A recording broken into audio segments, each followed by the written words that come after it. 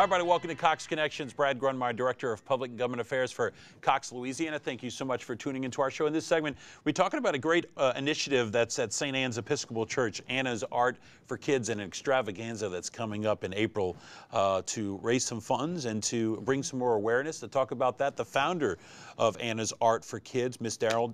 Darryl Durham. Hey, how are you? Good to see you, Darryl. Thanks for coming. Sure thing. Thank you so much for coming. And we were just talking a little bit before we started the segment that you created Anna's Art for Kids back in 2010. Why so? Well, St. Anna's is known as a church with what they call the murder board. Right after Katrina, we started listing the names of individuals who'd lost their lives. I remember that, yes. Right, yes. as a result of violence in the city. Now that was been back for quite a year. It's been quite a while. Still going. Still going, unfortunately. Really? It's one of those things. And so we started out initially just calling out the names during the church service. It was a way that we could actually memorialize this individual and humanize them. Absolutely, sure. But we wanted to do more than that, and we felt that if we could begin to get involved with the lives of the individuals in the communities through the kids, we could begin to break this cycle of violence by educating the kids around academics, by educating them around arts and culture, community service, environmental awareness. Was the art aspect an opportunity for expression, obviously? Exactly. That's truly what it was. Right. How was that implemented, or how were the kids chosen to participate? Well, we actually went around the neighborhood, knocking on doors, talking to people about the program. We also have a number of partners that are some of our educational partners. We partner with various churches. So it was a lot of outreach that we did into the community to let people know that we were there, and to begin the process of explaining to them what we were doing. We also walk around the community, so we're very visible. And believe it or not, as we're walking around, parents will say, "Hey, what are you guys doing?" They'll see the kids, and they'll say, "I'd love to get my kid involved." Right. So it's a real grassroots effort that we're involved with. And what I love the most about it too, Darryl, is, and my hat's off to the folks at St. Anna's, and the true Episcopalians, Catholics, Baptists. Everyone is really getting behind this, and there's so many great programs. The idea of Anna's Arts for Kids is again one of those programs, because it truly is finding programs, finding outlets for kids to plug into that are the outlets that are positive, constructive, and make a difference as compared to the opposite. Exactly, exactly. Yeah, and for these kids, for many of them, is their initial exposure to a lot of this. Unfortunately, a lot of the kids are coming from failing schools, and they go to a situation at home where the homework is really not getting done. So that was the first step. Let's get the homework done. Let's at least stabilize their academic life. Then we began to look at giving these kids a chance to pick up instruments, to go to various events around the city. We've taken them to 4 operas. We also teach an etiquette class to teach kids appropriate behavior, to teach them behavior management. We deal a lot with anger management, conflict resolution. So there are a variety of different things that we bring to the table.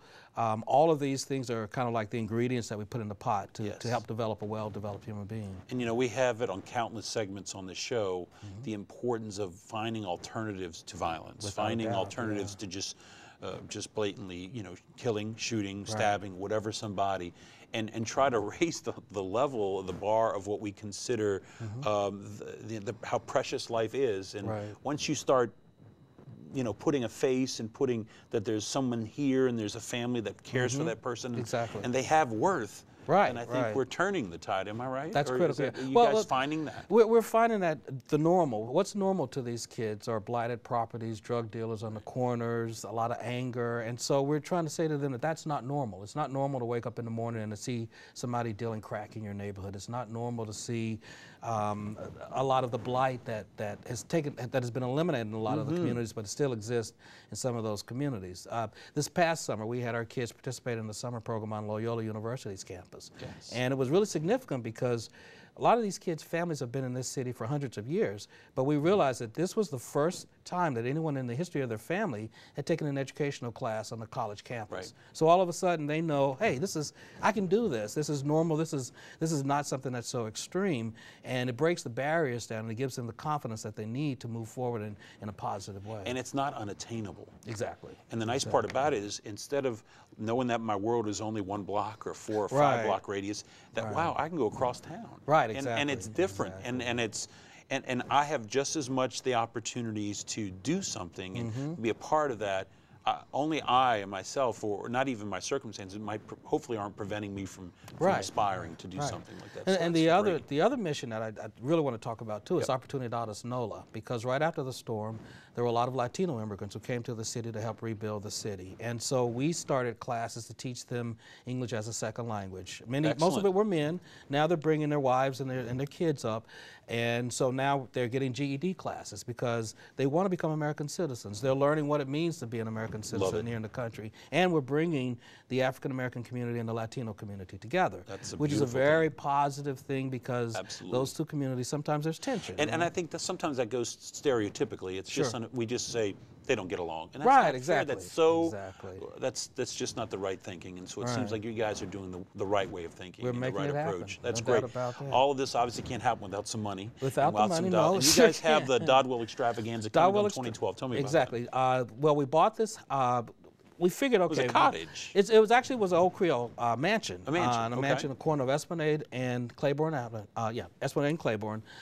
We've been running the programs through the church. Now, the church was founded in 1846, St. Anna's Episcopal, and the house was built in 1846. So it's just ironic that as we looked throughout the community for a place, this house became available to us. So all our missions, once we rehab this building, will be run out of that space. And it'll be a physical location where these two communities can begin to come together and interact and work together. It's going to take a lot of work, though. You can imagine a home that's been sitting there probably about 20 years. Wow. It has a lovely history. Interview with a Vampire was shot there. Oh, really? Yeah. The home was actually built for a Creole woman of color in 1846. Think about that. Now, and no man's name appears on the deed, which is even more fascinating. So there's a lot of interesting history that goes on with that spot. It's a documentary in the making. Right there. You got that right. So our plan is to house our missions there, to do the work that we're doing there, to also have mission groups that are continuing to come to the city to participate in the rebuild and stay there as a means of generating revenue. But this event will take place on Saturday. It's going to start at 6 o'clock. We've got the Treme Community Chorus that will be performing. Oh, nice. Got a mariachi band. We've got a number of restaurants that are donating food. Dookie Chase, Tiger's Creole Cuisine, Nosh, which is a new restaurant that's opened up in the quarter. The Three Muses, of course, Little Dizzy's, which is right across the street. There'll be some good chicken out there. There's going to be some good And I love you at the everything. mariachi band. So it's you're embracing diversity. Embracing communities. Awesome. Yeah. So we're just bringing everybody together. It's going to be a wonderful event. What time and where can they go as far as a website? Or they get more information about the extravaganza? They can go to, they can actually Google the Dodwell Extravaganza, or they can also go to St. Anna's website, which is www.stannanola.org. Or Anne's Art. Or they can go to Anna's Art. There's a link there. They can call the church. It's 504-947-2121 and get information about it. Tickets are going fast, and you want to get out there. Don't wait. We've got Jim Letton's going to be our keynote speaker.